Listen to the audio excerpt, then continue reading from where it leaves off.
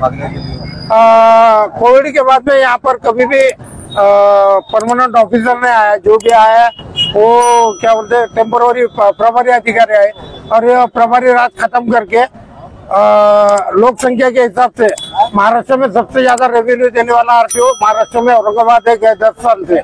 तो इतना बड़ा रेवेन्यू देने वाले और 10 साल में सबसे टॉप पे रहने वाले कार्यालय को अधिकारी मिलना चाहिए और प्रभारी राज खत्म होना चाहिए और प्रभारी भी देते वक्त सीनियरिटी के हिसाब से देना चाहिए। जो सविता पवार नाम के मैडम को जो चार्ज दिए है वो हमारे हिसाब से वो सीनियर नहीं है और उनके जगह सीनियर आदमी को चार्ज देना चाहिए। बस ऐसे हमारी मांग नहीं। चालक है, मालक ये प्रभारी सिर्फ आरटीओ नहीं, डेप्यूटी आरटीओ भी प्रभारी है।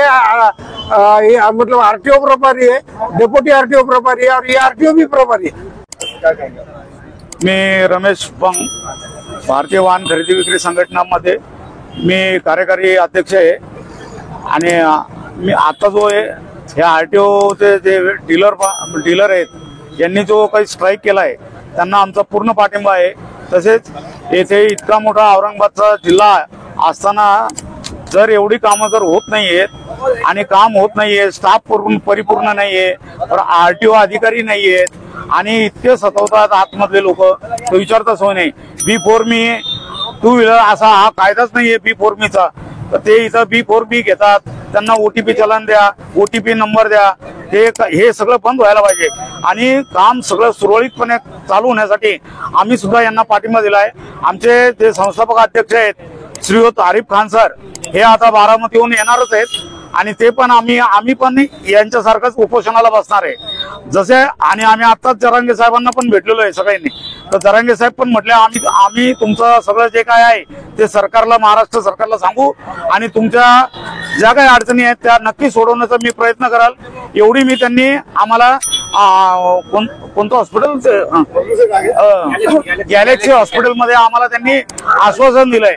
तरी आमचे जे अध्यक्ष आहेत कदीर मामू, नंतर झिंजवडे पाटील, बबलूभाई, बाबाभाई यांनी सगळ्यांनी आम्हाला आणि आम्ही 2 दिवसापूर्वीच आम्ही इथं आरटीओला निवेदन दिलंय मॅडमला।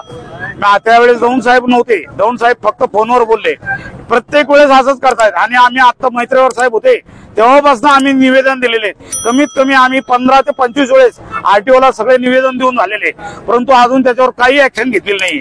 तरी आम्ही आता याच्यानंतरचा जो काय आम्ही हा घेराव जो आहे आमचा, आम्ही एकनाथराव शिंदे साहेब आणि जे आपले पर्यटन मंत्री आहेत, सॉरी जे आरटीओ परिवहन मंत्री आहेत त्यांना सुद्धा आम्ही जाऊन वैयक्तिक भेटणार आहे आणि याच्याबद्दल काय आहे काय नाही तो एकदाचा सोक्षमोक्ष आम्ही लावून घेणार आहे, नाहीतर आम्ही उपोषण करणार आहे। आणि याच्यामध्ये जर औरंगाबादमध्ये जर आमच्यामुळे किंवा शासनामुळे जर काही परिस्थिती गंभीर उद्भवली तर त्याला पूर्णतः आरटीओ आणि सरकार जबाबदार राहील। आम्ही त्याच्यामध्ये आमचा पोट पाण्याचा प्रश्न आहे। आमचे छोटे छोटे डीलर आहेत की जे 1-2 गाड्या विकतात त्यांना सुद्धा इतकं परेशानी होते एक विचारतच नाही। हे आरटीओ प्रत्येक वेळेस आमचा जो बाहेरचा जो गाडी घेतलेली जी असते तो माणूस येतो तर 2 वाजता आरटीओ ऑफिस बंद होऊन जातो, 2 वाजेपर्यंत आल्यानंतर ते B4 पण घेत नाहीत, एवढा प्रॉब्लेम आहे। ते नंतर ते इतके त्रास देतात की विचारता सोय नाही। आजपर्यंत भयंकर त्रास आहे। योग्य तो निर्णय घेऊन चांगली कारवाई करावी अशी मी आपणास विनंती करतो। धन्यवाद। भारतीय वाहन खरेदी विक्री संघटना, रमेश बंग, कदीर मामू, बाबाभाई, बबलूभाई, सगळे आम्ही, मोहसिन भाई, मुस्ताक भाई, आमीन भाई, तसेच सर्व आमचे डीलर जे आहेत ते झिंजवडे पाटील, नंतर तुमचे नासिर बागवान।